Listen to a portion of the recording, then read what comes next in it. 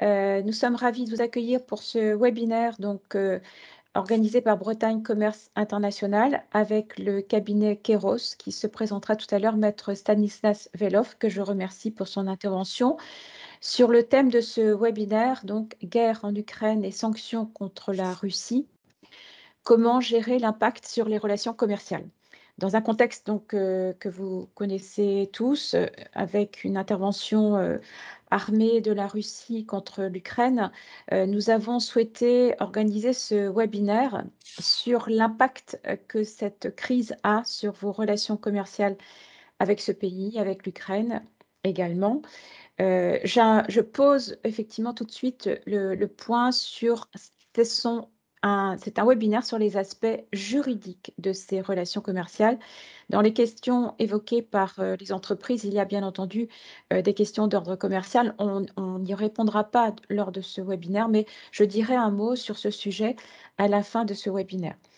Ce webinaire est enregistré. Vous aurez la possibilité de le voir, du coup en replay sur le site de BCI. Nous nous sommes, entendus avec maître Velov pour que vous puissiez, poser vos questions dans l'onglet questions et réponses et je lirai donc à la fin de son intervention, qui va à peu près durer actuellement là de 10 heures à 11 heures environ. Je lirai les questions à haute voix et maître Velov y répondra avec cette limite que tout le monde, j'espère, comprendra, qu'en termes de fond juridique, bien évidemment, maître Velov ne pourra peut-être pas répondre, en live et en direct à des questions juridiques nécessitant une vérification. Mais je pense que tout le monde pourra le comprendre et bien entendu, vous aurez la possibilité d'avoir, les coordonnées de maître Velov par la suite.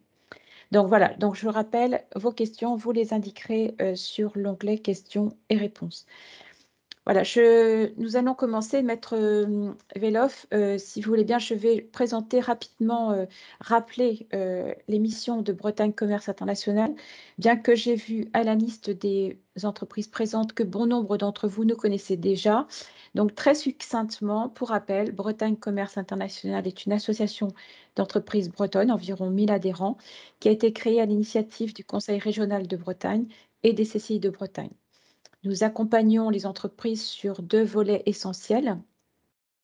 Si vous voulez bien passer la slide suivante. Donc effectivement, aider les entreprises bretonnes dans leur développement à l'international et la seconde mission, confiée par la région Bretagne, c'est favoriser les investissements étrangers en Bretagne. Nous sommes une équipe basée, en termes de conseillers à la fois stratégiques, développement, sur, également aspects techniques et réglementaires. Nous sommes basés dans les CCI de Bretagne et nous avons aussi une équipe d'attachés sectoriels pour les aspects, donc effectivement métiers, secteurs, basés à Rennes.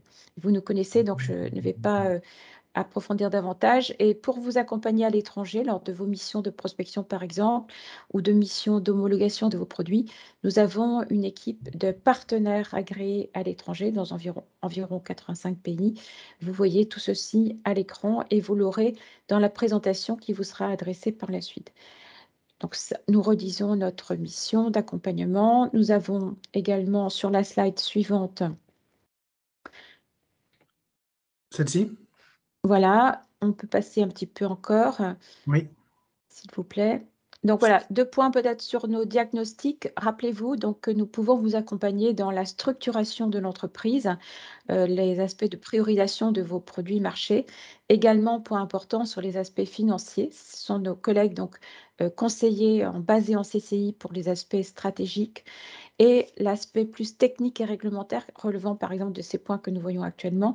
Nous pouvons également vous rencontrer pour des diagnostics en entreprise qui s'appellent des diagnostics TACI, techniques administratives du commerce international. Vous y voyez les points essentiels sur cette slide. Nous passons sur d'autres produits, d'autres aides et d'autres services que peuvent vous proposer BCI, notamment BCI Info. Nous vous engageons vraiment à consulter cette plateforme du site de Bretagne Commerce International.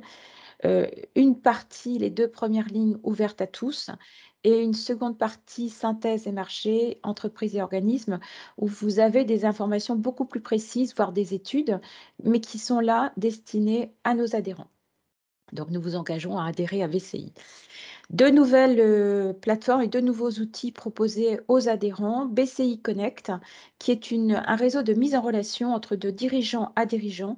Vous parlez à vos pairs pour aborder une problématique, un aspect marché, pays, et vous pouvez vous entretenir en toute confidentialité avec un dirigeant breton référent qui souhaite partager son expérience. Et ça, ceci est donc dédié pour les adhérents.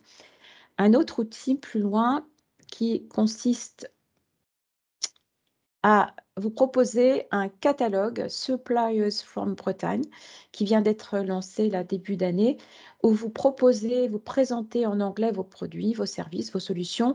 Ceci est mis en ligne sur le site de BCI, sur cette plateforme Suppliers from Bretagne. Vous gagnez en visibilité. Bien sûr, notre équipe dédiée au siège BCI pourra vous aider dans la rédaction de votre support. C'est une solution effectivement pour développer l'export, entrer en relation avec des acheteurs, des distributeurs, des importateurs à l'international. Pour ceci, on passe sur une slide suivante. Pour ceci, vous avez besoin de ressources humaines, bien sûr. Rappelez-vous, en tant qu'adhérent, vous bénéficiez d'une CVTech sur laquelle vous pouvez identifier des CV de candidats avec des profils internationaux, où vous pouvez également mettre vos offres. Donc, n'hésitez pas à l'utiliser. Le dernier volet donc, dont on a évoqué également la mission confiée par la région Bretagne, c'est effectivement l'accompagnement des projets d'investisseurs étrangers en Bretagne. Voilà, je reviendrai sur cet événement. Outre les réunions d'information telles que celle-ci ou webinaire, nous reviendrons en fin de webinaire sur cet événement annuel dont je vous incite à noter la date dans votre agenda d'ores et déjà. Donc, une réunion enfin, à nouveau en présentiel, une journée dédiée à l'international le lundi 4 juillet, au cours de laquelle plusieurs réunions possibles, plusieurs rendez-vous possibles avec nos partenaires de l'étranger, les retours d'expérience, etc. Un village des partenaires où vous retrouvez nos partenaires tels que la Direction régionale des douanes, etc., qui sont utiles effectivement comme contact actuel, même lié à ce webinaire aujourd'hui. Voilà, pour cette partie de présentation très succincte, encore une fois, je pense que vous nous connaissez pour l'essentiel. Nos contacts que vous retrouvez sur cette slide et que vous aurez pour nous présenter. Voilà. Je vais donc passer la parole à Maître Veloff qui va se présenter. Encore une fois, le webinaire est enregistré. Vous pourrez revoir ce replay sur le site de BCI et vous recevrez aussi la présentation. Pour vos questions-réponses, donc nous vous remercions de les indiquer dans l'onglet questions et réponses. Et je vais passer la parole à Maître Veloff. Merci à tous, bon webinaire et à plus tard. Merci beaucoup à vous et je tiens à remercier Bretagne Commerce International pour l'organisation de cet événement et la confiance que BCI me témoigne pour traiter d'un sujet qui est à la fois grave, d'actualité, qui implique évidemment beaucoup de considérations et qui malheureusement, voilà, dans le temps risque de prendre plusieurs mois, plusieurs années. On est aujourd'hui dans un temps assez long et les difficultés qu'aujourd'hui tous ces événements provoquent risquent effectivement de durer, ce qui évidemment a des impacts majeurs pour l'entreprise. Alors tout d'abord, en deux mots, présenter le cabinet Kéros, dont je suis l'un des cofondateurs avec mes deux associés, Patrice Pauillac et Daniel Briand. Kéros est un cabinet d'affaires. Nous sommes localisés à Rennes, mais nous travaillons sur la France entière et même à l'international. Nous avons effectivement plusieurs clients qui sont situés dans l'Union européenne et en dehors de l'Union européenne. Globalement, nous travaillons pour le compte d'entreprise, en France donc, et à l'étranger, pour, si je peux résumer de la façon la plus simple, le domaine d'intervention de Kéros, c'est la structuration des projets économiques. Tout type de projet économique que vous avez, ça peut être la création de sociétés, des questions de gouvernance, des questions d'acquisition, de vente, de fonds de commerce, de sociétés, de rachat, d'implantation d'usines, de nouveaux partenariats avec des fournisseurs, avec des distributeurs, donc tous les contrats d'affaires, la protection, la valorisation de la propriété intellectuelle, et puis évidemment aussi parfois, parce que malheureusement ça fait partie de la vie des entreprises, la gestion des contentieux ou des précontentieux. Voilà pour résumer Kéros, donc c'est vraiment, on est autour de la structuration des projets économiques. Pour en revenir donc à ce webinaire, je voudrais faire 2 remarques, préliminaires, mais l'une a été, anticipée, par madame Munier, tout à l'heure. Première observation, c'est que je ne vais pas rentrer dans des considérations, je dirais, extra-juridiques, du domaine en dehors des relations commerciales. Je n'aborderai pas, évidemment, le contexte, géopolitique ou des considérations de droit public international, comme par exemple les notions de crimes de guerre ou des notions de génocide ou sur la compétence de la Cour pénale internationale, évidemment. J'aborderai uniquement ici la question de la gestion des relations commerciales dans le contexte d'une guerre et de crise économique. J'aborderai brièvement les sanctions qui sont prises par l'Union européenne à l'encontre de la Russie et par la Russie à l'encontre de l'Union européenne, mais globalement pour le détail également, je vous renvoie aux liens qui vous sont donnés par BCI et par le gouvernement français. Et c'est l'un des points sur cette première observation que je voudrais faire passer aujourd'hui, c'est que le sujet qu'on va traiter aujourd'hui, ça dépasse très largement le seul cadre des événements de la guerre actuelle en Ukraine. Certaines des solutions dont je vais parler aujourd'hui, euh, des propositions que je pourrais faire sont tout à fait applicables à d'autres conséquences qui viennent bouleverser la vie économique de l'entreprise. Ça va être évidemment la crise sanitaire avec le Covid-19 que l'on a connu, ou même des événements imprévus ou soudains, en dehors de tout contexte de guerre, en dehors de toute crise sanitaire, qui viennent bouleverser et désorganiser la chaîne industrielle. Et c'est vraiment ça qui est important de garder à l'esprit, c'est que le droit dispose de tous les outils nécessaires pour permettre aux entreprises d'encadrer, de limiter leurs risques autant que possible, alors que les marchés, au sens large évidemment, sont devenus de plus en plus instables à tous égards. Beaucoup d'entreprises prennent en compte tous ces facteurs. Je cite d'ailleurs le PDG de Vinci, le 12 avril dernier, à l'occasion d'une assemblée générale du groupe. Il a tenu des propos assez intéressants, je vous les retranscris. Euh, nous n'acceptons plus de signer, donc c'est lui qui parle, de contrats s'exerçant sur le temps moyen, quelques années, si donc les contrats, si ces contrats ne comprennent pas de formule de révision de prix. C'était pourtant le cas pour une large partie de nos métiers jusqu'à présent, mais nous exerçons désormais cette rigueur de façon systématique, explique-t-il, une solution qui ne réglera pas tous les problèmes et qui ne signifie pas pour autant que nous sortirons indemnes de cette inflation. Donc c'est très intéressant effectivement cette déclaration qui illustre bien ce vrai changement de paradigme qui s'est amorcé à la fois avec la crise du Covid-19 et qui se renforce avec la guerre en Ukraine. Et cette recommandation qui est faite aujourd'hui aux entreprises est vraiment de se saisir de ce sujet-là pour permettre d'adapter vos relations commerciales, même si évidemment ça ne va pas enlever les risques, même si évidemment le contexte est de plus en plus tendu, mais les outils juridiques vont vous permettre d'appréhender de façon beaucoup plus sécurisée un certain nombre de vos relations commerciales. C'était ma première observation. Ma deuxième observation, c'est qu'en matière de contrats internationaux, vous le savez, vous êtes libre de choisir, pour un contrat, de le soumettre à une loi française, étrangère ou à des juridictions françaises, étrangères. Aujourd'hui, les propos que je vais tenir dans le cadre de ce webinaire sont livrés au regard du droit français et de son interprétation par les juridictions françaises. J'aurais aimé pouvoir vous donner des clés beaucoup plus larges, mais malheureusement, il est matériellement impossible de traiter le sujet de ce webinaire de façon exhaustive au regard de tous les droits qui pourraient s'appliquer à un contrat international.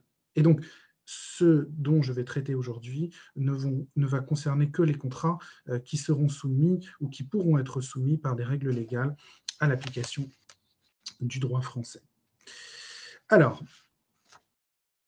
lorsque BCI m'a demandé de traiter ce sujet-là, je me suis interrogé sur la meilleure façon de le présenter et il m'est apparu que la meilleure façon pour les entreprises, mais c'est aussi par rapport à l'expérience et au retour que j'ai pu avoir par rapport à mes clients, c'était en deux temps. Premièrement, comment réagir, c'est-à-dire comment tout de suite, que dois-je faire par rapport à ces événements qui me prennent de court, comment mon entreprise doit-elle mettre en place des mesures, et deuxièmement, comment anticiper, c'est-à-dire comment réfléchir sur le temps long à mettre en place les meilleurs outils, les meilleures façons de faire, les meilleurs process juridiques et commerciaux pour justement mieux appréhender tout cela.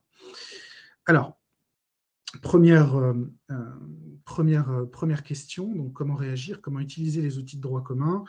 Heu, une réflexion évidemment qui paraît assez basique, assez standard, mais qu'il est toujours importante de rappeler, c'est que lorsque vous avez signé un contrat avec un de vos partenaires, il convient de se référer d'abord aux clauses, hein, du contrat que vous pouvez avoir signé, si évidemment vous avez signé un contrat écrit. Et si vous êtes confronté à un événement tel que, un événement comme la guerre en Ukraine, référez-vous, aux clauses qui sont souvent intitulées les clauses de force majeure, imprévision, suspension du contrat, modification du contrat. Il convient d'abord de se référer à ces clauses-là et de voir dans quelle mesure elles sont applicables et de s'y référer. Qu'est-ce qui est prévu? Dans quel délai dois-je agir? Selon quelle modalité? Est-ce que la clause, est légale et bien équilibrée, entre les co-contractants?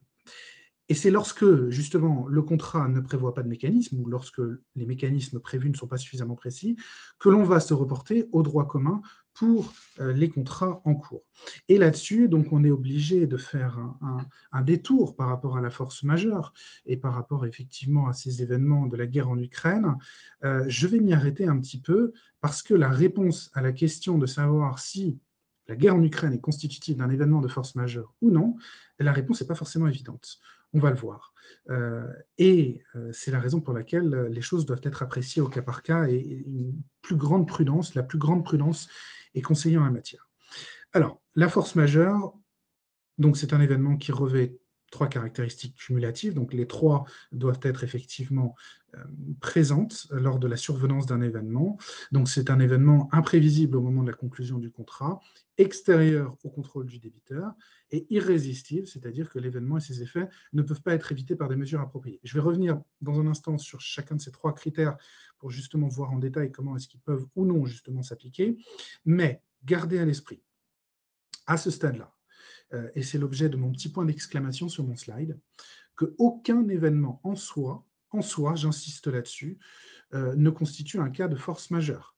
Les 3 critères doivent être constatés au cas par cas pour être un cas de force majeure. On ne peut pas, estimer, qu'il existe un événement qui constituerait en tout état de cause un cas de force majeure au regard de la loi. J'insiste au regard de la loi parce qu'on va voir plus tard que tout ça peut être aménagé de façon beaucoup plus méticuleuse. Mais au regard de la loi, gardez bien à l'esprit qu'on ne peut pas estimer qu'un événement constitue un cas de force majeure. Alors attention également à la pratique des certificats ou des attestations. Je me souviens qu'en Chine, le Conseil de promotion du commerce international chinois avait émis en février 2020 pour l'épidémie de Covid-19 une attestation estimant que le Covid-19 constitue un cas de force majeure. Alors, la validité d'attestation ou de certificat est très incertaine, à la fois en droit chinois, mais également en droit français.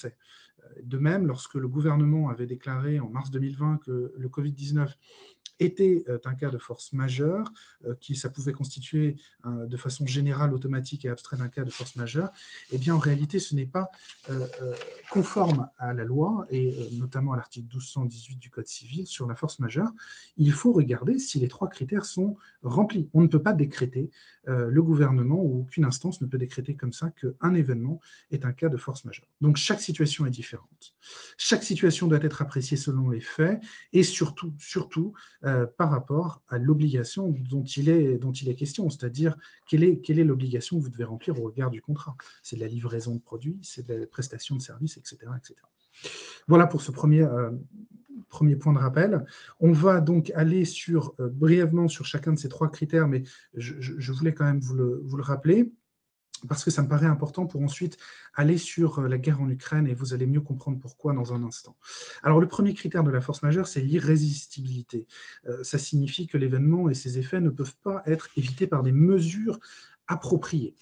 Alors, attention, rappel à ce niveau-là, le fait de ne plus pouvoir exécuter un contrat dans des conditions économiques normales, j'insiste, normales, n'est pas suffisant pour constituer un critère irrésistible.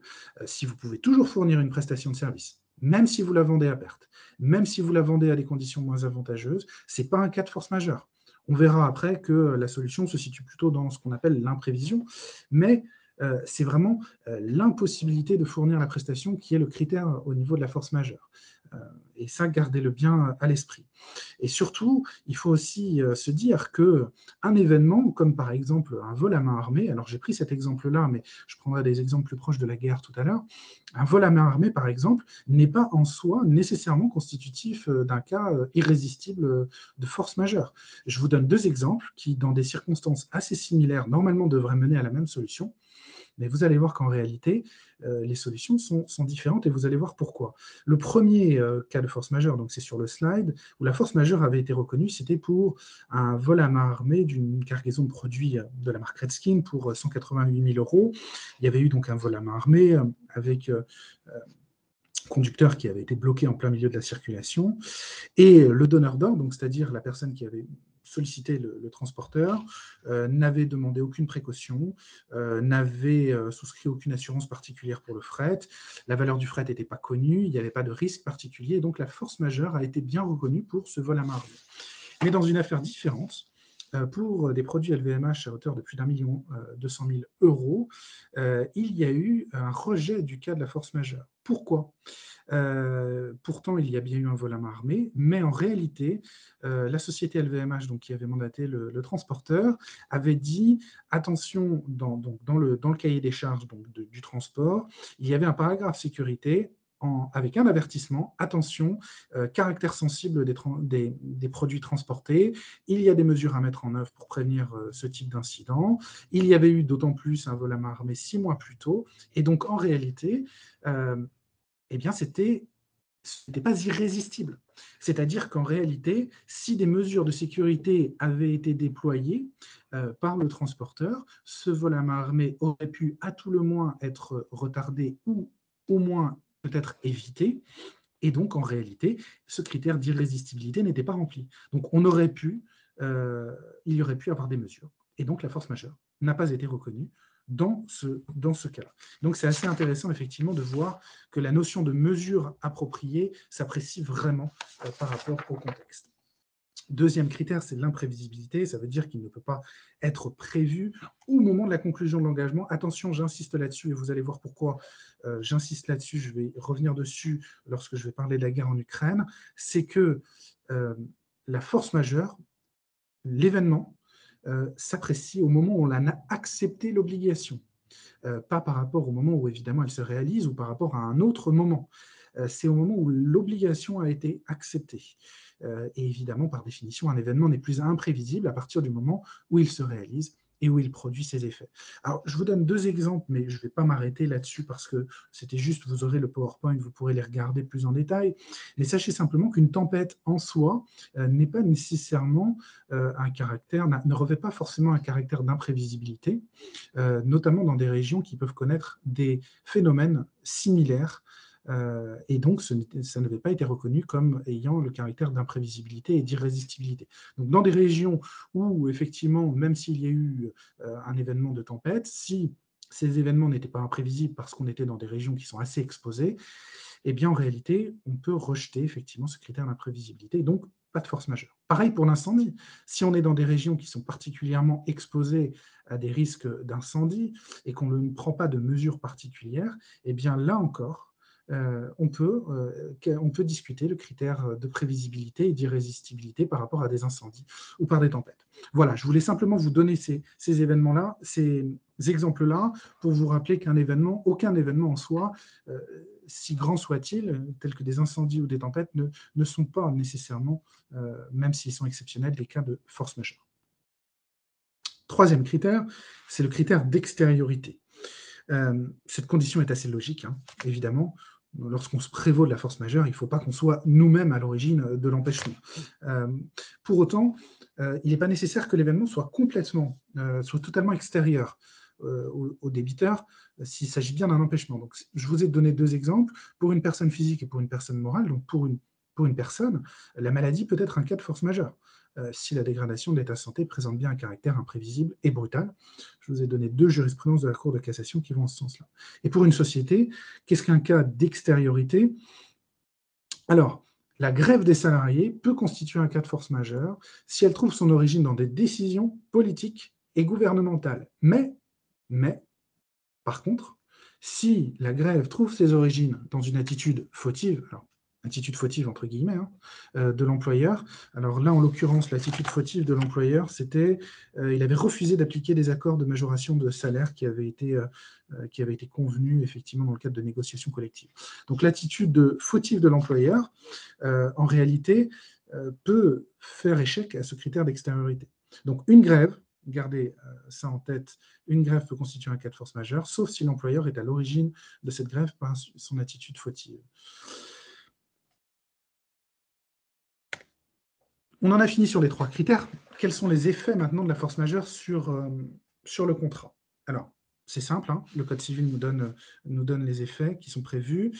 Soit l'empêchement est temporaire, alors l'exécution de l'obligation est suspendue, sauf si évidemment le retard justifie la résolution du contrat, ce qui pourrait par exemple être le cas pour des données périssables, ou alors l'empêchement est définitif, et dans ce cas-là, il y a une résolution du contrat. Que l'empêchement soit temporaire ou définitif, donc dans les deux cas, le débiteur est exonéré de toute responsabilité résultant du retard ou de l'inexécution de l'obligation. Alors qu'est-ce que ça veut dire? Ça veut dire que concrètement, les pénalités de retard vont être inapplicables en cas de force majeure. C'est effectivement une jurisprudence qui prévoit ça et qui confirme effectivement cette solution-là. Donc les pénalités de retard ne sont pas applicables. Autre inapplicabilité en cas d'inexécution définitive suite à un cas de force majeure, donc vous ne pouvez plus exécuter votre contrat, vous êtes confronté à un cas de force majeure, les clauses pénales ou les clauses de dédit ne sont pas applicables non plus. Alors, clause pénale ou clause de dédit, juste pour vous rappeler ce dont il s'agit, clause pénale, j'imagine que vous en avez l'habitude, on va avoir un engagement contractuel et on va fixer contractuellement une somme indemnitaire à verser si jamais votre partenaire ne respecte pas cet engagement contractuel ou l'une des clauses de cet engagement contractuel. La clause de dédit, en revanche, elle donne la possibilité à l'une des parties de rompre unilatéralement le contrat, moyennant le versement d'une somme à titre de compensation. Et donc ces clauses-là, clause pénale, clause de dédit, ne sont pas applicables lors de la résolution du contrat en cas de force majeure. Autre élément, c'est que si des arts sont versés par le client, seul le montant initial sera remboursé. Alors pourquoi je dis seul le montant initial sera remboursé? C'est parce que l'article 1590, voilà, je cherchais, du Code civil, prévoit qu'en réalité, si vous percevez des arts et que vous n'exécutez pas l'obligation, vous devez rembourser à votre client le double des arts. C'est la qualification et c'est d'ailleurs l'une des distinctions entre les arts et les acomptes. Mais sachez juste que normalement, si vous ne respectez pas en tant que vendeur votre obligation, vous avez perçu des arts, mais vous ne respectez pas votre obligation, vous devez rembourser le double des arts. Et en cas de force majeure, c'est simplement le montant initial. Attention toutefois, ces solutions-là, elles sont inapplicables si jamais le débiteur a accepté expressément de prendre en charge les conséquences dommageables d'un cas de force majeure. C'est possible, c'est possible. Il faut que ce soit écrit, il faut que ce soit effectivement indiqué dans un contrat, mais c'est possible. Donc attention là encore à la rédaction des clauses. Voilà, j'en aurais fini pour ce bref rappel sur la force majeure.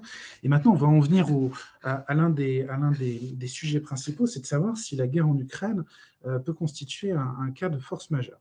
Alors, je vous donne la réponse tout de suite. Ce n'est pas nécessairement. Voilà. J'aimerais vous dire de façon plus absolue oui ou non, mais malheureusement, en matière juridique, rien n'est jamais simple et il y a toujours matière à nuance, et encore plus effectivement pour un tel événement. Et en réalité, on va voir que ça va dépendre d'un certain nombre de facteurs. Et vous en avez 3 particulièrement. Alors, je ne reparle pas des 3 critères dont on a parlé de la force majeure, le critère d'imprévisibilité, d'irrésistibilité extérieure, mais pour apprécier ces 3 critères, il va falloir là regarder sur les événements de la guerre en Ukraine. Premièrement, donc la situation géographique du partenaire ou le lieu d'exécution des prestations. Deuxièmement, la date de conclusion du contrat. Et troisièmement, l'impact sur l'objet du contrat. Là, on va voir le premier critère, donc le premier facteur, pardon, qui est la situation géographique du partenaire ou le lieu d'exécution de la prestation. D'abord, il faut garder à l'esprit que certains pays, certains territoires, du fait de leur histoire, du fait d'événements récents, présentent des probabilités beaucoup plus élevées que d'autres sur un risque de conflit armé ou sur un risque d'émeute ou de sanctions internationales. Et c'est le cas pour la Russie et c'est le cas pour l'Ukraine. Euh, pour rappel, et vous le savez, les tensions entre la Russie et l'Ukraine ne datent pas de février 2022 et ont déjà donné lieu à des précédents, en particulier en 2014, lorsqu'il y a eu effectivement la guerre du Donbass et l'annexion de la Crimée avec les accords politiques de Minsk. Donc même si en réalité le conflit armé a théoriquement cessé avec la conclusion des accords de Minsk, les combats ont perduré pendant plusieurs années depuis 2014. Et donc, on va imaginer qu'on peut découper, entre guillemets, l'Ukraine en deux zones. Euh, et c'est pour ça que je vous parle de la situation géographique de votre partenaire. Si vous avez un partenaire qui se situe dans la zone du Donbass ou dans la zone du Crimée, et que vous avez conclu un contrat avec un partenaire, ou même que l'exécution de l'obligation va concerner de façon indirecte ce territoire-là, c'est-à-dire si le Donbass ou la Crimée est une région de transit, eh bien en réalité, on va devoir se poser la question de savoir si c'était réellement imprévisible ou prévisible les événements, ou en tout cas la guerre ou le conflit armé sur la zone du Donbass et sur la zone de la Crimée, si vous avez conclu un contrat entre 2014 et 2022. Sur ces zones-là, donc sur la zone de l'Est de l'Ukraine et sur la zone du sud de l'Ukraine. Parce que si une partie du contrat devait y être exécutée, on pourra discuter de la prévisibilité. Vu les événements qui se sont passés depuis 2014, on pourrait effectivement estimer qu'il existait une certaine prévisibilité à des difficultés, alors soit un conflit armé, soit des difficultés liées à des conflits armés ou à une guerre, mais en tout cas, on avait connaissance d'une certaine tension. Mais ce n'est pas le cas pour le reste de l'Ukraine. Le reste de l'Ukraine, depuis 2014, n'avait pas connu effectivement des événements comme elle a connu dans le Donbass. Donc, par exemple, si la prestation dont vous souhaitez réfléchir, si la prestation qui doit être exécutée sur l'ouest de l'Ukraine constitue ou pas un cas de force majeure, si vous êtes dans des villes qui sont situées dans l'ouest de l'Ukraine et que vous êtes sur une période évidemment antérieure au février 2022, mais postérieure à 2014, eh bien en réalité, le critère d'imprévisibilité est beaucoup plus incertain. Pouvait-on prévoir qu'il y ait eu une guerre sur l'ouest de l'Ukraine? C'est beaucoup plus incertain. Cette région n'a jamais connu de conflit armé comme dans le Donbass. Donc en réalité, la situation géographique de votre partenaire, ou même la situation géographique du lieu d'exécution de la prestation, si vous êtes dans une région de transit, eh bien ça va dépendre en Ukraine si vous avez effectivement des prestations qui concernent effectivement ces régions-là. Donc là, c'est vraiment la première observation que je voulais vous livrer, c'est qu'on ne peut pas réfléchir de façon uniforme par rapport au territoire global de l'Ukraine. Il faut effectivement prendre en compte des considérations locales. Deuxième chose, deuxième critère à prendre en compte, c'est la date de conclusion du contrat. Et là, effectivement, on peut se dire, à partir de quand est-ce que la guerre en Ukraine était vraiment devenue prévisible ou imprévisible? Alors, on se souvient que les renseignements américains avaient prévenu dès novembre 2021 du risque de conflit armé, mais à l'inverse, on avait des informations contradictoires, parce que les renseignements français, eux, estimaient que la Russie n'envahirait pas. On se souvient même que le chef du renseignement français a été d'ailleurs limogé pour justement ces prédictions qui se sont avérées inexactes.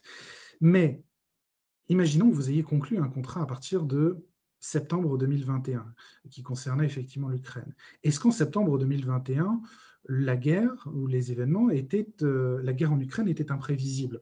Peut-être en septembre 2021 était-elle effectivement imprévisible. En octobre, sûrement encore. Et à partir de novembre, effectivement, de novembre 2021 jusqu'en février 2022, si vous avez conclu un contrat effectivement dans ces zones-là, donc dans cette zone grise temporelle, où on avait connaissance de tensions qui pouvaient mener à un conflit armé, à une guerre, eh bien, à ce moment-là, on pourrait effectivement être tenté de discuter de la prévisibilité. Mais on a quand même ces informations contradictoires. Donc, moi, je suis plutôt favorable quand même à dire qu'avant février 2022, on était plutôt sur quelque chose d'imprévisible, donc ça renforcerait plutôt la force majeure, mais néanmoins, on pourrait avoir des partenaires, des entreprises qui pourraient être tentées de discuter de ce critère-là, si vous avez conclu des contrats entre novembre 2021 et février 2022. Troisième facteur d'appréciation, ça va être l'impact sur l'objet du contrat. Alors la guerre en Ukraine, c'est rarement comme celle qui se déroule en Ukraine, est rarement la cause directe d'une inexécution d'un contrat. Plus fréquemment, c'est plus des conséquences indirectes d'une guerre. Euh, Si par exemple vous avez un outil de production ou des matières premières qui sont localisées sur une zone de guerre, l'exécution sera évidemment rendue difficile, voire même impossible. L'outil va être endommagé, détruit, réquisitionné, les matières premières vont être indisponibles, manque de main-d'œuvre, de solutions logistiques et les infrastructures routières vont être impraticables. Alors, je vous cite une jurisprudence intéressante. Et là-dessus, c'est une jurisprudence de la Cour de cassation de 1999 sur la guerre du Golfe, donc début des années 90. La guerre du Golfe a pu être considérée comme un cas de force majeure. Et c'était assez intéressant parce qu'en réalité, il s'agissait de transporter des marchandises entre la Thaïlande et Paris. Alors, au niveau de la guerre du Golfe, entre la Thaïlande et Paris, évidemment, aucune de ces deux régions-là, ni l'Asie du Sud-Ouest, ni l'Europe de l'Ouest, n'était en zone de guerre. Mais, en réalité, le commissionnaire de transport a été confronté à des difficultés telles au niveau du fret aérien qu'il ne lui était absolument pas possible d'exécuter la prestation. Il avait tenté d'affréter un avion par d'autres passages, plus au sud, impossible.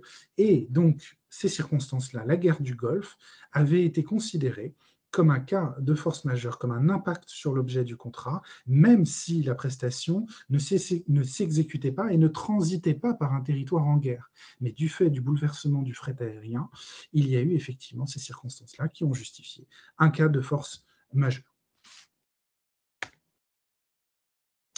Venons-en maintenant aux sanctions économiques et aux cas de force majeure. Est-ce que les sanctions économiques qui sont prononcées contre ou même par la Russie, donc contre l'Union européenne, euh, euh, ou même contre la Russie envers l'Union européenne, est-ce que ces sanctions économiques qui ont été prises peuvent être assimilées à des cas de force majeure? Et là-dessus, on rejoint une notion assez intéressante qui est celle du fait du prince. Alors, je ne vais pas aller dans le détail, évidemment, de cette théorie-là. Je voudrais simplement juste la résumer en 3 lignes. Donc, c'est une théorie qui vient du droit administratif, qui est assimilable en droit privé à un cas de force majeure, et c'est l'intervention arbitraire d'une administration qui repose essentiellement sur la force coercitive ou sur les prérogatives de puissance publique dont dispose cette autorité. Je vous donne 2 exemples que j'ai trouvés dans la jurisprudence. Donc, un arrêté municipal qui va changer un jour de marché pour lequel une place de location était prévue constitue un fait du prince, et de même qu'un revirement de l'administration qui avait ordonné l'interruption des travaux et le retrait des permis de construire est également un fait du prince.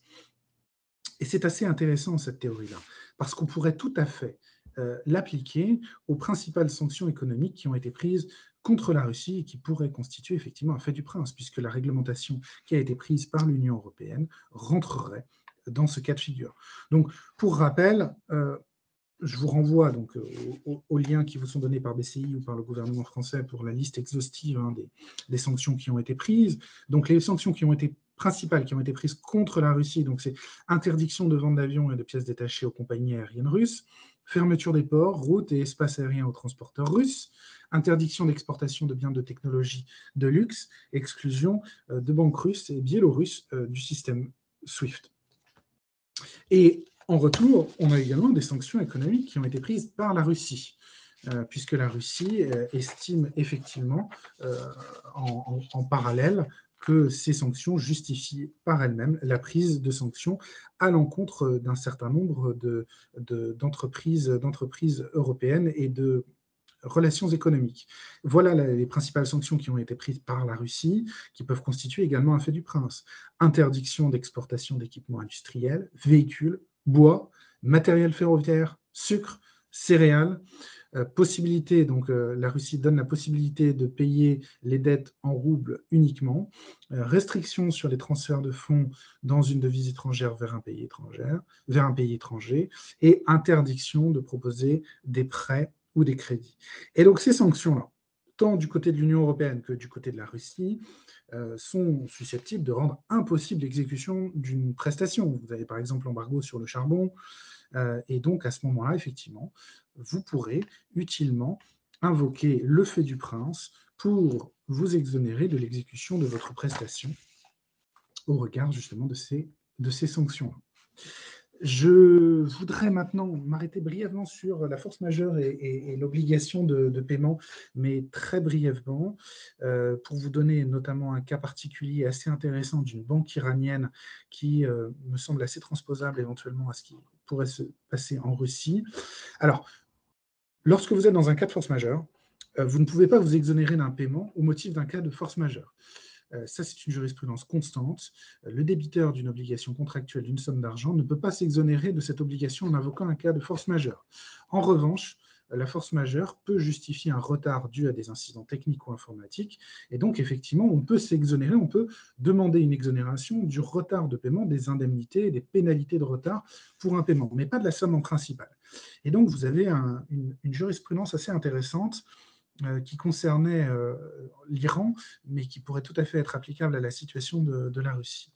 Alors, une banque iranienne avait été inscrite sur une liste d'entités qui avaient été sanctionnées pour avoir soutenu le programme d'armes nucléaires iranien.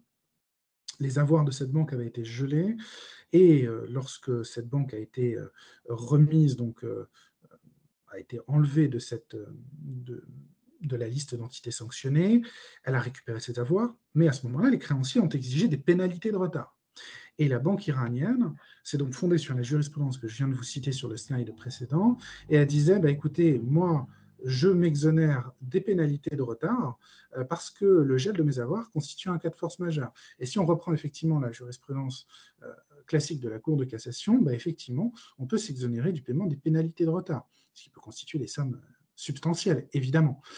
Et la Cour de cassation, elle exclut pas, évidemment, que la force majeure puisse être caractérisée dans une telle situation. Et donc, ce qui est intéressant, c'est que là, dans cette affaire-là, c'était l'une des trois conditions de la force majeure qui faisait défaut. C'était la condition d'extériorité. Le gel des avoirs de la banque était lié à son propre choix de la banque de soutenir le programme nucléaire et de missiles balistiques iraniens. Donc en réalité, vous vous souvenez, dans les trois critères, irrésistible, imprévisible, extérieur, le critère d'extériorité, le débiteur ne doit pas être à l'origine du manquement qui a justifié l'événement.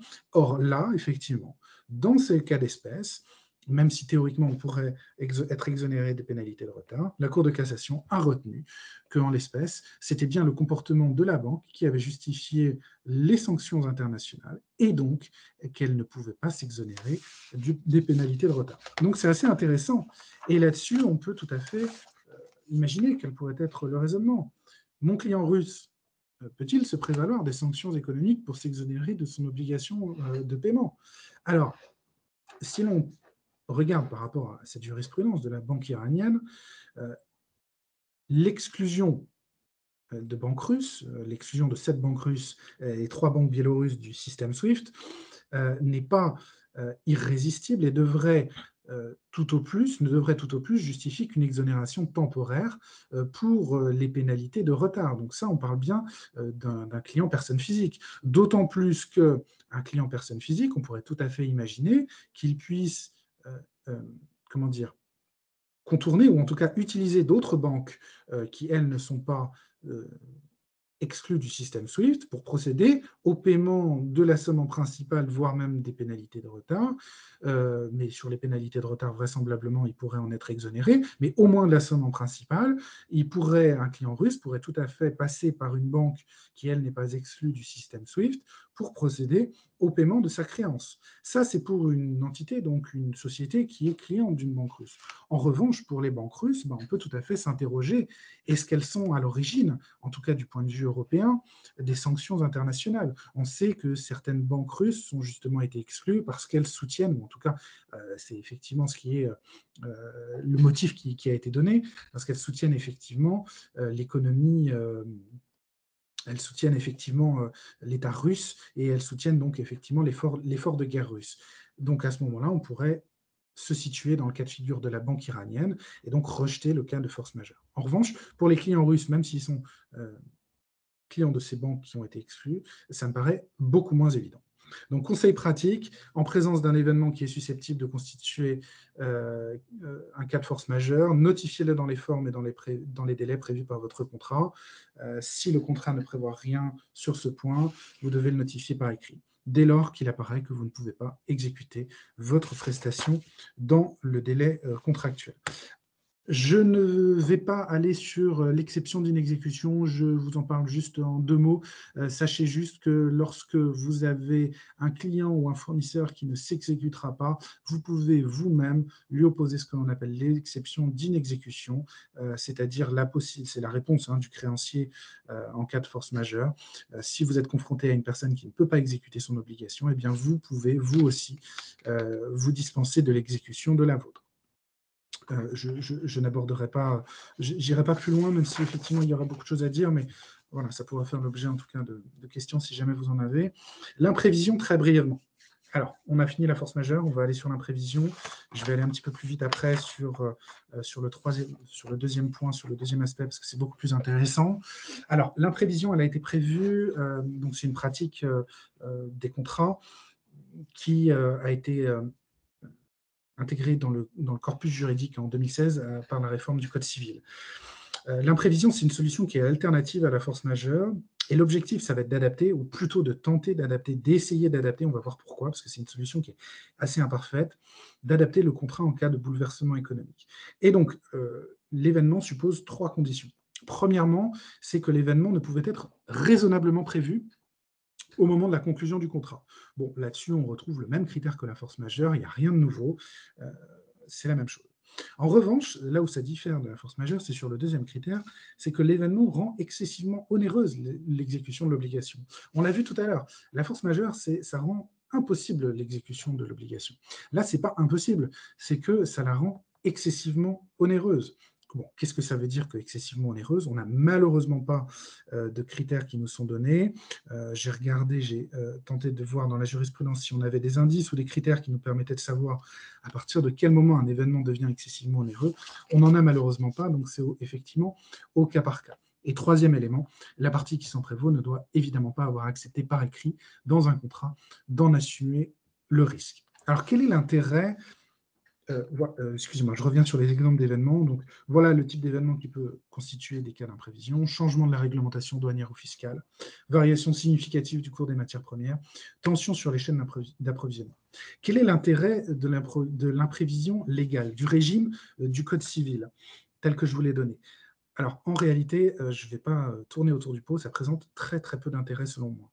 Pourquoi? Parce qu'il n'y a aucune contrainte directe pour la partie qui souhaite renégocier ainsi que l'autre. L'imprévision légale, ça permet juste de demander une renégociation du contrat. Il n'y a absolument aucune contrainte sur l'aboutissement d'une renégociation du contrat. Donc ça veut dire en réalité que l'autre partie n'a aucune obligation d'accepter une renégociation ou un rééquilibrage du contrat, et surtout, et surtout, le contrat doit continuer à s'exécuter comme tel pendant la renégociation.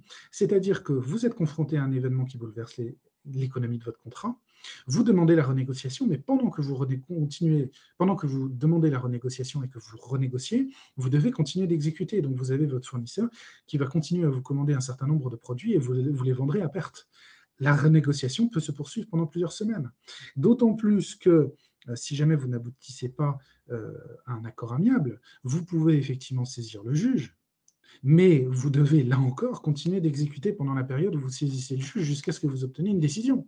Donc, on voit bien qu'entre le moment où l'événement survient, la période de renégociation, puis la saisine du juge, il peut s'écouler des mois. Et donc, pendant ces mois-là, vous devez continuer d'exécuter le contrat, et donc ça peut vous placer dans une situation extrêmement difficile. Donc, en réalité, ce régime de l'imprévision légale, il est extrêmement imparfait, mais par contre, il peut être beaucoup plus intéressant si on l'aménage contractuellement. Je vais y venir. Alors, rapidement là-dessus, je m'aperçois que j'ai conclu un contrat impossible à exécuter à cause des sanctions économiques. Que faire? Alors, si le contrat a été conclu avant les sanctions, la question peut se poser effectivement de l'application de la force majeure et donc justifier soit de la suspension du contrat, soit de la résolution du contrat in fine. Soit le contrat a été conclu, donc ça on l'avait vu, hein, ce premier aspect on l'a vu sur la première partie, soit le contrat a été conclu après les sanctions. Et dans ce cas-là, il y a une solution. Ça arrive que des contrats soient conclus par mégarde en violation de sanctions internationales. J'ai été confronté à ce cas de figure par l'un de mes clients au cabinet. Et donc, de fait, vous ne pouvez pas exécuter le contrat puisque vous ne pouvez pas aller à l'encontre de ces sanctions qui sont d'ordre public, mais on a heureusement une disposition du Code civil qui nous dit que on pourra effectivement solliciter, le contrat est nul de fait, puisqu'il est contraire à l'ordre public, et on ne pourra pas l'exécuter. Alors, on en vient, à comment anticiper, comment utiliser les clauses contractuelles qui encadrent les conséquences de tels événements. Alors, on l'a vu, le droit commun des contrats, heu, il est assez imparfait, puisqu'il y a beaucoup d'aléas, heu, beaucoup de procédures qui sont assez, délicate à mettre en œuvre. Mais en réalité, et c'était le propos que je vous ai tenu au tout début de ce webinaire, il existe des techniques contractuelles qui vous permettent de maîtriser ces risques. Et la pratique des contrats vous offre, à vous, entreprise, un panel considérable de clauses qui peuvent vous permettre de rééquilibrer les obligations en cas de changement imprévisible, dans le contexte de la guerre en Ukraine, dans le contexte du Covid-19, et même de façon plus générale, lorsque le prix des matières premières va tout simplement augmenter. Comment faire? Alors, je vais vous présenter un panel non exhaustif, hein, de certaines clauses, mais ce sont des clauses que l'on utilise dans les contrats que je mets en place dans les contrats de mes clients.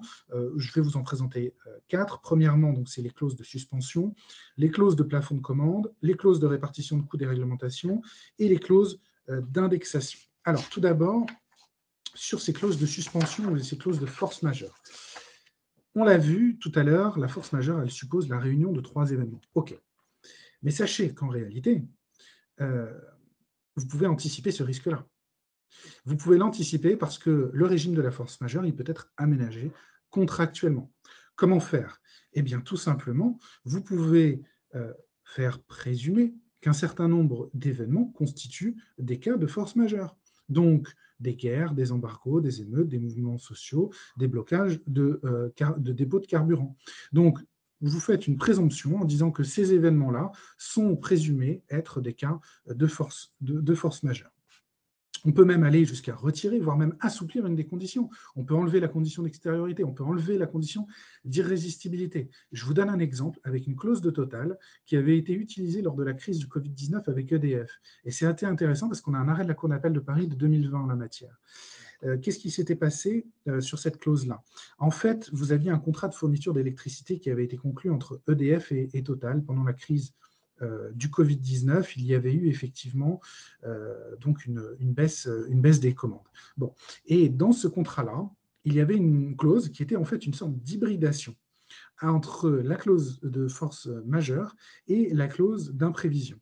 Elle précisait que la force majeure était caractérisée par un événement extérieur, irrésistible et imprévisible, donc on a les 3 critères, rendant impossible, et donc c'est là où on bascule sur l'imprévision, l'exécution des obligations des parties dans des conditions économiquement raisonnables. Et ce qui est assez intéressant, c'est que la Cour d'appel valide l'application de cette clause-là.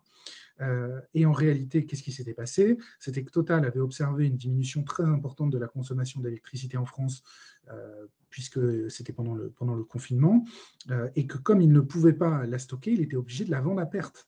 Et que comme il la vendait à perte, eh bien, du coup, ça rentrait dans les conditions économiques raisonnables. Ça rendait impossible l'exécution de l'obligation dans les conditions économiques raisonnables. Et donc, effectivement, ça a été considéré comme un cas de force majeure.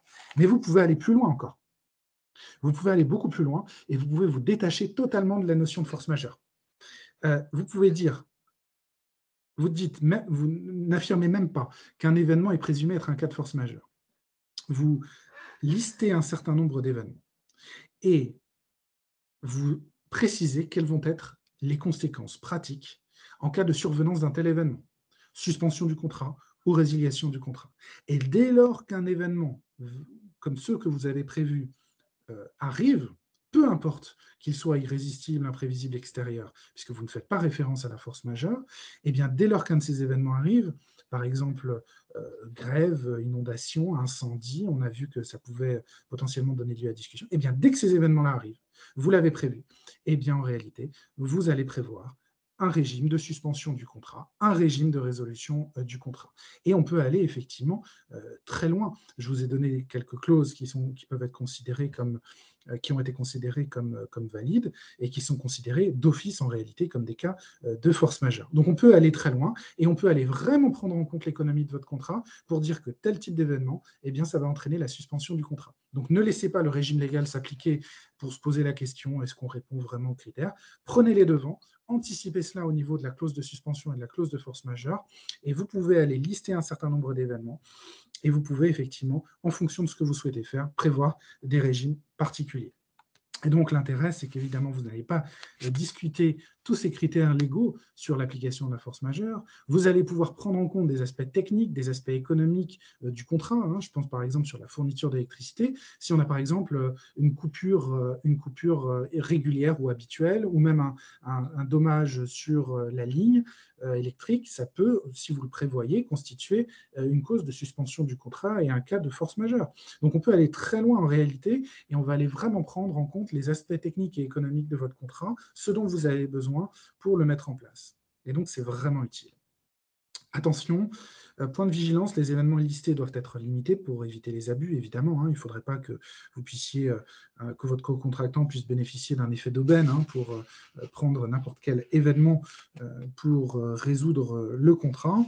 Et enfin, les événements listés ne doivent évidemment pas contredire l'obligation essentielle du contrat, c'est-à-dire ce que vous êtes obligé à exécuter. Voilà pour cette première clause. La seconde qui est possible de mettre, c'est ce qu'on appelle les clauses de plafond de commande. Alors, je vous en parle parce que c'est une clause que j'ai vue pendant la crise du Covid-19 et ça repose sur un postulat assez simple.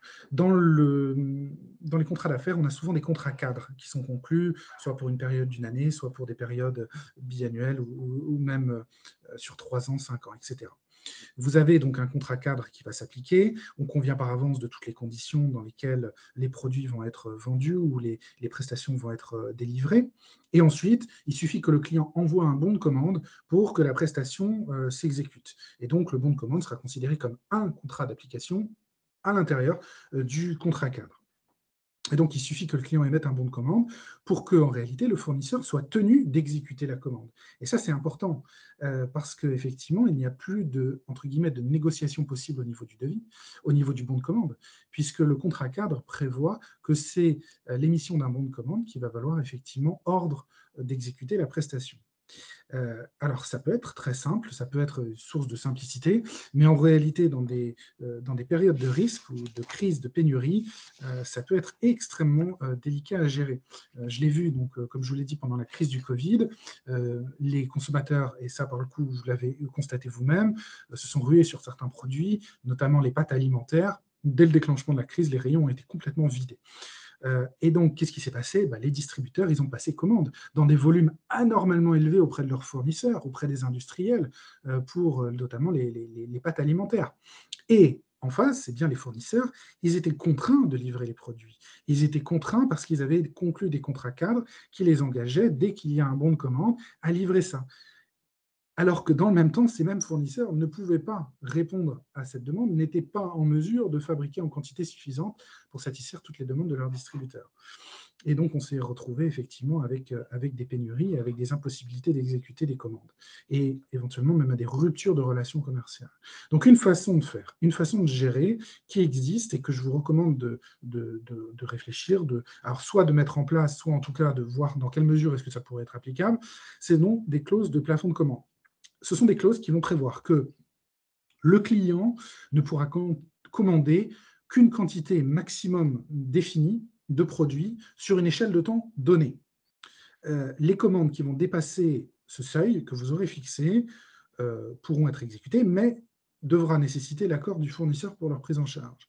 Et donc, cette quantité plafond, elle est assez intéressante à mettre en œuvre. Elle peut être fixe, elle peut être basée sur une moyenne journalière, alors hebdomadaire, même mensuelle, annuelle, sur une période de référence. Et donc, ça permet de faire évoluer le plafond et donc sans avoir à modifier systématiquement le contrat.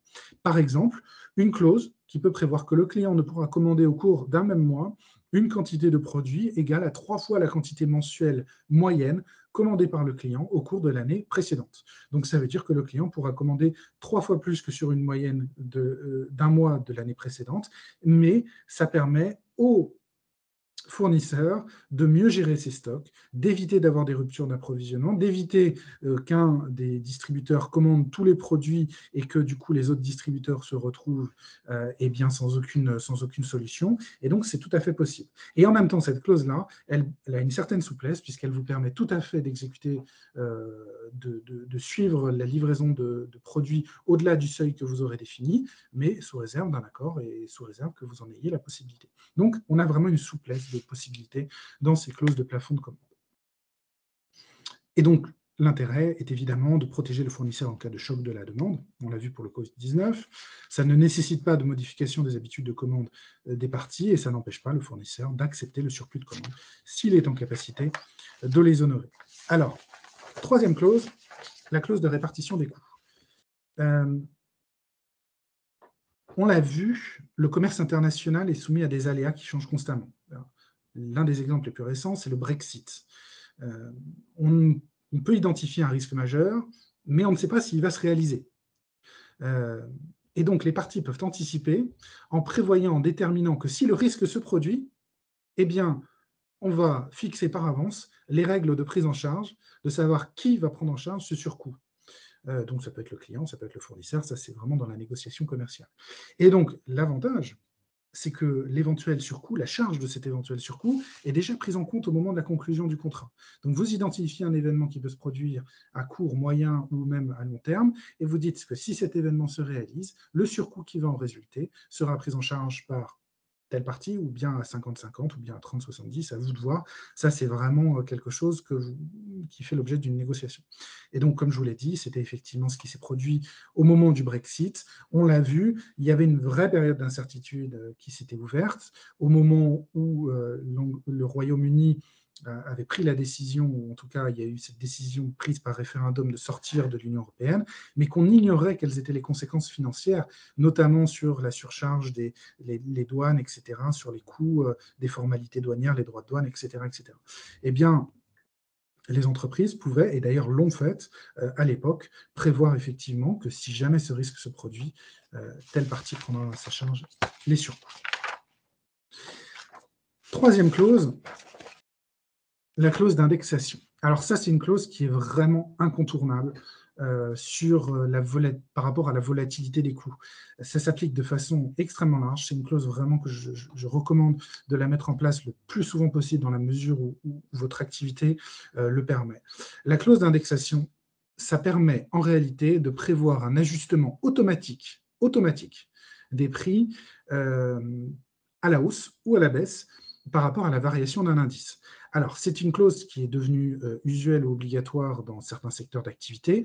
Dans l'immobilier et la construction, on le voit sur le prix du loyer. Il y a déjà effectivement ces indices qui sont pris en compte sur l'évolution des loyers. Pour les entreprises des services du numérique, on a également des indices Syntec qui sont très fréquemment utilisés pour faire évoluer dans le temps le prix des prestations de services des consultants ou même des redevances des logiciels. Dans l'agroalimentaire, ça a été même rendu obligatoire par la loi Egalim 2, qui est entrée en vigueur en octobre 2021.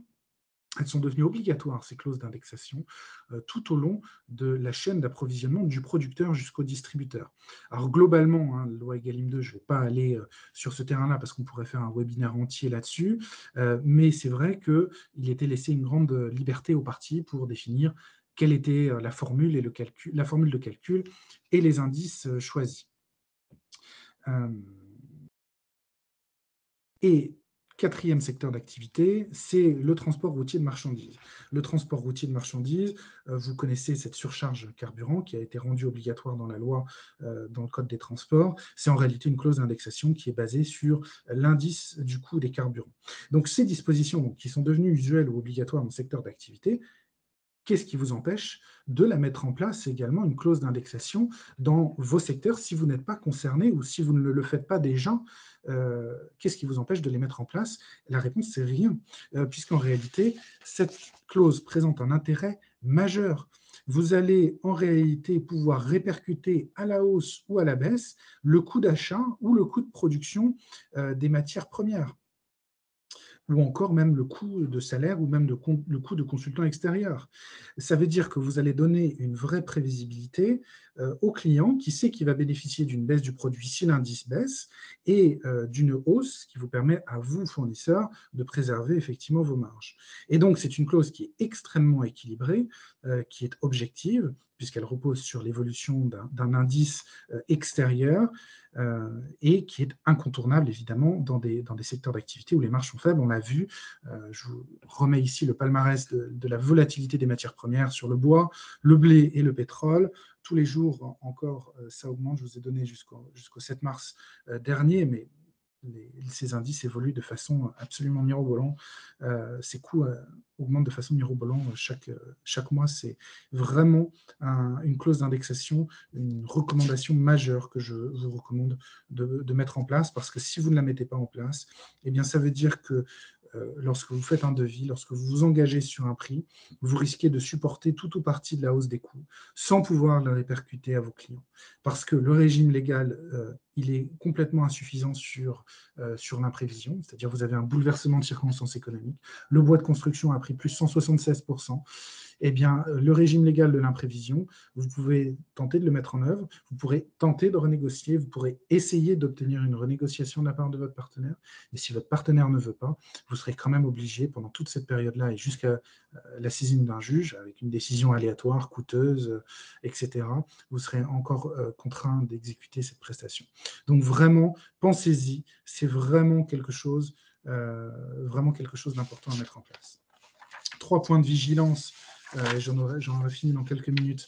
3 points de vigilance sur cette clause d'indexation. Attention, ne choisissez pas un indice qui soit sans rapport avec l'objet du contrat ou l'activité des parties, évidemment. C'est assez évident, mais si voilà, vous faites sur l'évolution, si vous vendez des matières premières, prenez les matières premières en question.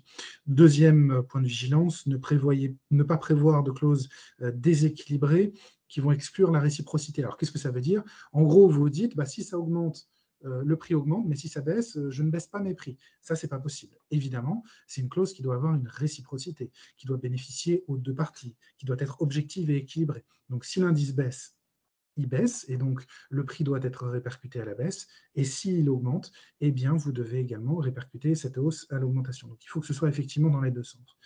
Et enfin, ne prévoyez pas ne rédigez pas la clause qui soit détachée dans le temps par rapport à la période de votre contrat. Je vous prends un exemple d'une jurisprudence. Si vous prévoyez une variation de l'indice entre juillet 99 et juillet 2000, alors que le contrat ne prend effet qu'au 1er juin 2000, voilà, ça ne marche pas, ça ne colle pas. Évidemment, il faut que vous preniez la variation de l'indice par rapport à la période contractuelle et non pas par rapport à une période détachée. Dernière observation, c'est par rapport à la clause de renégociation. Alors, la clause de renégociation, c'est quoi? C'est en réalité l'application de la clause d'imprévision. On l'a vu, le régime d'imprévision, il est extrêmement imparfait. Il vous contraint à exécuter. Mais en réalité, rien ne vous empêche de prévoir une clause de renégociation qui protège vos intérêts. Vous allez prendre en compte les bouleversements économiques et vous allez effectivement solliciter une adaptation du contrat et demander une renégociation. Alors, la loi ne vous dit pas ce que c'est qu'un bouleversement économique, aucun problème. Dans votre clause, vous allez effectivement prévoir une définition de ce que vous appelez un bouleversement économique. Par exemple, vous allez vous dire, eh bien, c'est simple, je vais faire référence à des prix de produits, à des seuils de déclenchement. Si le prix du produit dépasse un certain seuil de déclenchement, par exemple plus 20%, eh bien, on va estimer que c'est un bouleversement économique qui va entraîner l'application de la clause.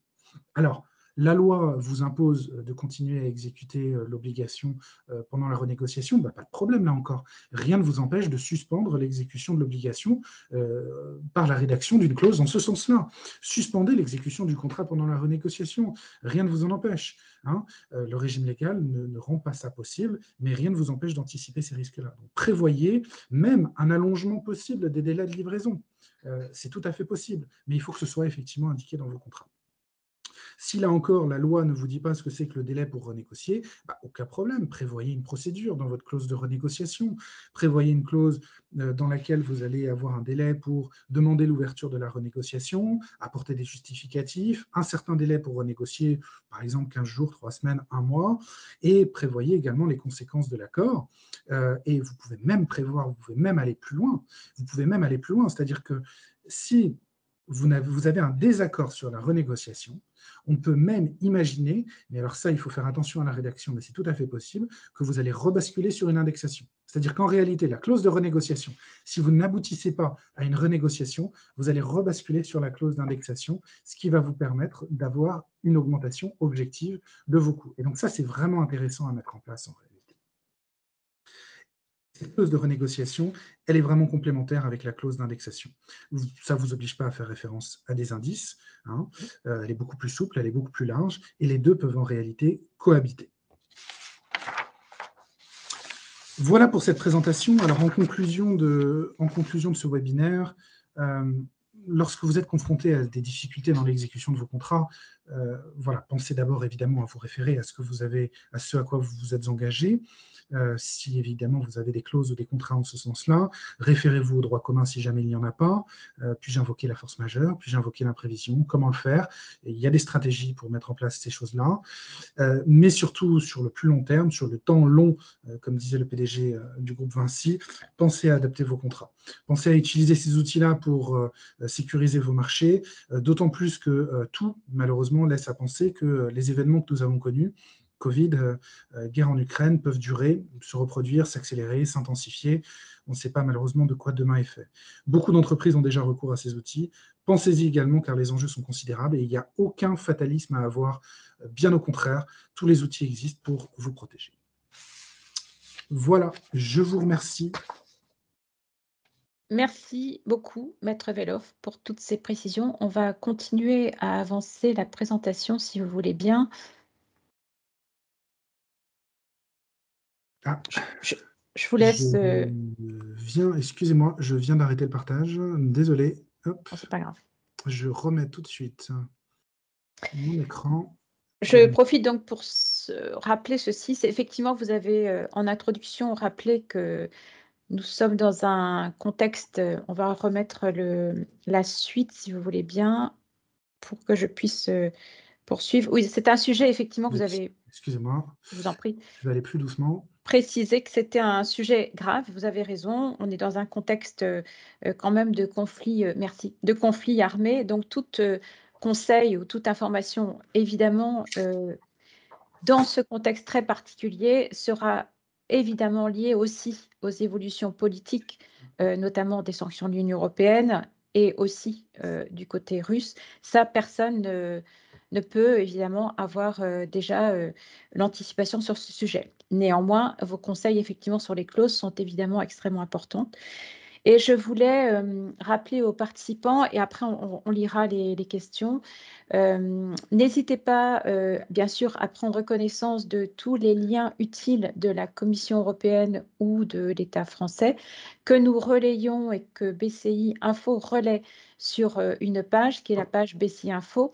Vous y trouverez dans l'onglet que vous voyez à l'écran Crise en Ukraine, les infos et impacts et les liens utiles que l'on va voir tout à l'heure, mais aussi vous avez eu des questions sur les aspects commerciaux. Sachez que nos prestataires, comme je vous l'indiquais, juste peut-être revenir en arrière si vous voulez bien mettre vélo, voilà, juste pour que vous sachiez que notre réseau de prestataires agréés propose des informations complémentaires sur divers domaines. Vous voyez ici des liens pour des filières qui sont certes notamment dans les équipements agroéquipements impactés par ce conflit armé en Ukraine. Il y a des informations utiles sur le transport, logistique, etc. Tout ça, vous trouvez des liens sur cette page puisque vous recevrez le support et sur la page de BCI Info. Et sur la slide suivante, vous trouverez les liens dont je vous ai parlé, notamment de la Direction générale du Trésor, et vous verrez effectivement les sanctions économiques financières qui sont mises en place au fur et à mesure. Une adresse utile aussi sur les sanctions. Je vous signale une mise à jour régulière par la DG Trésor de ce qu'on appelle les FAC, ces FAC, plans de résilience destinés aux entreprises suite à l'agression de l'Ukraine par la Russie. Dans ces FAC, que je vous invite à lire, la dernière vient d'être mise à jour au 12 mai, elle est également sur le site de BCI Info. Vous trouverez quelques réponses d'ailleurs aux questions qui ont été posées lors de vos inscriptions.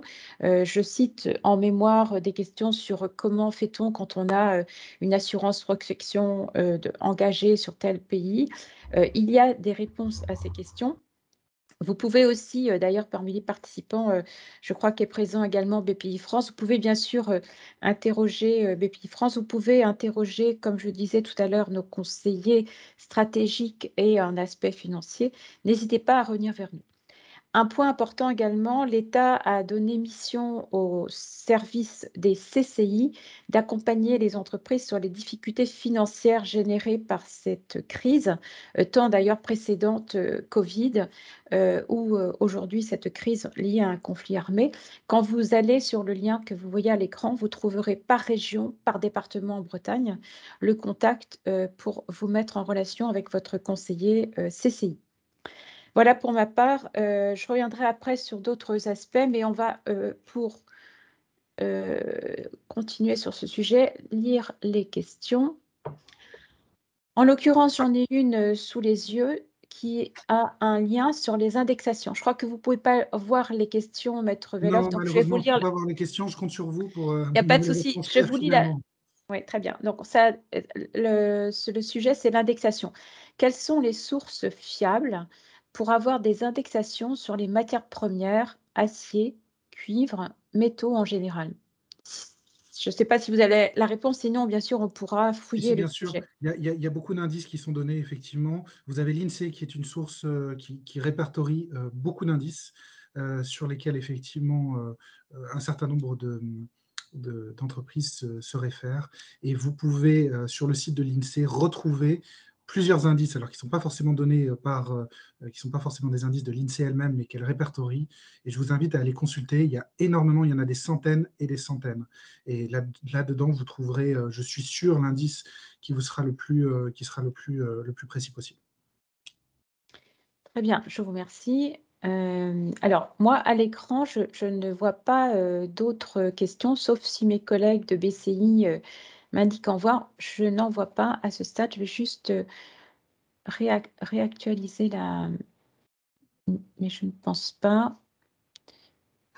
Soit ceci veut dire que toutes les questions ont trouvé réponse, soit effectivement, on en aura d'autres. Et bien sûr, quand vous recevrez le support, n'hésitez pas à revenir vers nous. Donc moi, je voulais juste, avant de conclure, rappeler quelques points importants. Comme je le disais tout à l'heure, on a bien sûr conscience qu'il y a actuellement une problématique liée à tout ce qui est approvisionnement.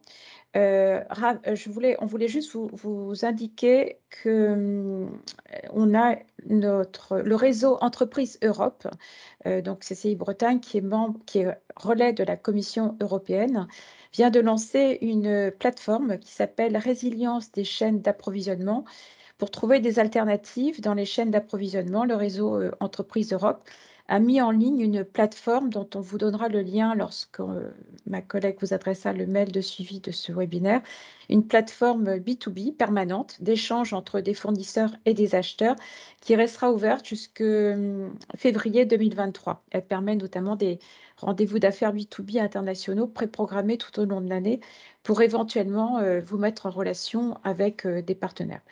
Je vous rappelle aussi que dans le réseau des prestataires de BCI à l'étranger, vous avez aussi cette possibilité. Nous souhaitions également rappeler, donc, comme je l'ai dit d'entrée, l'Open de l'international, donc, qui aura lieu le 4 juillet à Saint-Brieuc. Lors de cette journée, des réunions sont prévues aussi sur ce thème de développement commercial, notamment sur la supply chain dans tous ces états. C'est le titre d'une des réunions. Il y aura des tables rondes également où les entreprises pourront échanger. Je vous incite à vous inscrire bien sûr à l'Open et aussi à vous inscrire à ces tables rondes puisque le nombre par contre des participants aux tables rondes sera volontairement limité pour faciliter les échanges.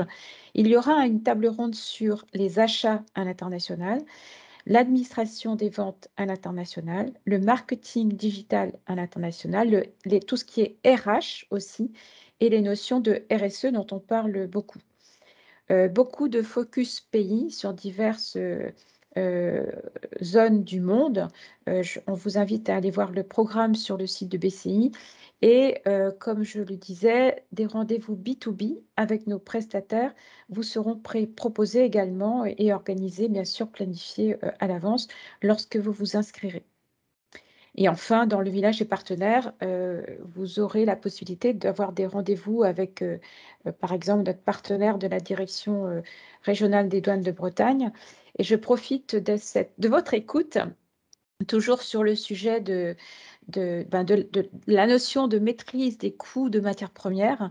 Nous venons d'organiser avec la direction régionale des douanes de Bretagne un webinaire cette semaine sur le sujet. Soyez bien informés sur les contingents tarifaires afin de maîtriser vos coûts de matières premières. Nous savons et nous entendons votre souci parfois d'insuffisance de matières premières ou de produits semi-finis dans l'Union européenne. Il y a des possibilités, des techniques qu'on appelle des suspensions tarifaires pour l'import d'une marchandise quand elle n'est plus disponible dans l'Union européenne, ou des contingents ou des suspensions. N'hésitez pas à vous renseigner et à effectivement revoir peut-être le replay de ce webinaire que nous venons d'organiser. Et enfin, de nombreux autres webinaires ou réunions d'information que vous retrouvez sur le site de BCI qui peuvent évidemment vous aider dans votre réflexion sur les contrats de distribution, comme l'on disait tout à l'heure, des notions juridiques et aussi, bien sûr, des informations commerciales que vous retrouverez sur le site de BCI Info. Pour ma part, je pense avoir fait le tour et n'avoir rien oublié. Merci encore, Maître Veloff. Merci à vous. Ce sujet, on l'a bien compris, est, on va dire, quand même exceptionnel dans ce contexte compliqué, mais il peut s'appliquer à malheureusement d'autres scénarios, comme vous l'avez évoqué sur le Covid, et on peut penser qu'effectivement ces conseils sur le rappel au droit commun ou sur les clauses utiles sont bien évidemment des points absolument aujourd'hui indispensables, d'ailleurs tant en national qu'à l'international. Merci pour votre écoute. Je vérifie une nouvelle fois si nous avons d'autres questions. Alors, nous avons une autre question. Si une livraison de matériel peut se faire en Russie ou en Ukraine, quelles précautions sont à prendre si des équipes doivent s'y rendre pour faire du montage et de la mise en route?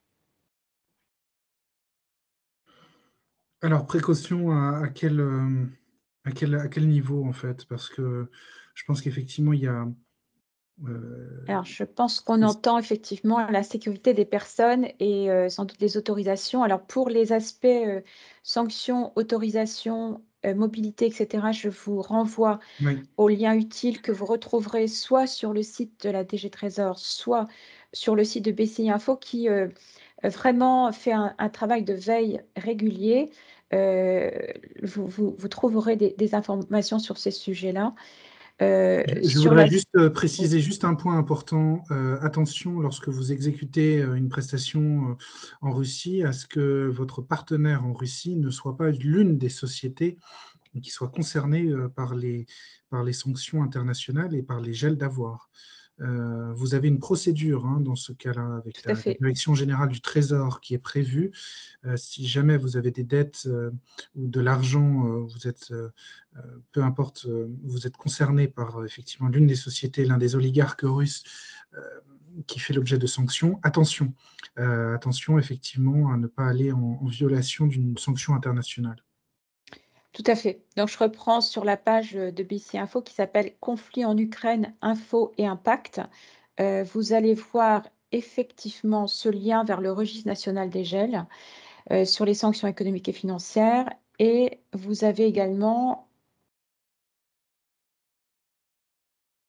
voilà, sur les règles de déplacement. Vous trouverez, alors là tout le détail de la page n'est pas indiqué, mais vous retrouvez ce lien, de la DG Trésor et effectivement, donc n'hésitez pas à les consulter si vous souhaitez bien sûr une aide, pour, le décrypter. On attire aussi votre vigilance sur le renforcement de la vigilance cyber.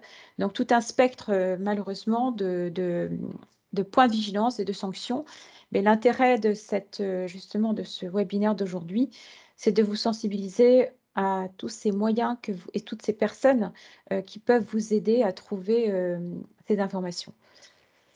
Alors je refais un point sur les questions avant de conclure. Voilà, je pense que c'est tout pour, aujourd'hui. Merci encore maître Veloff pour, Merci à vous votre et merci à tous pour conseil. votre attention. J'espère avoir répondu à vos questions et puis si jamais effectivement vous avez des questions complémentaires, n'hésitez pas. Merci beaucoup. Au revoir et très bonne fin de journée à tous et bon courage dans ce contexte, compliqué et à très bientôt j'espère, lors de nos prochains webinaires ou lors de l'Open de l'international le 4 juillet à Saint-Brieuc. Très bonne journée. Merci Au pour votre revoir. attention. Au revoir. Merci.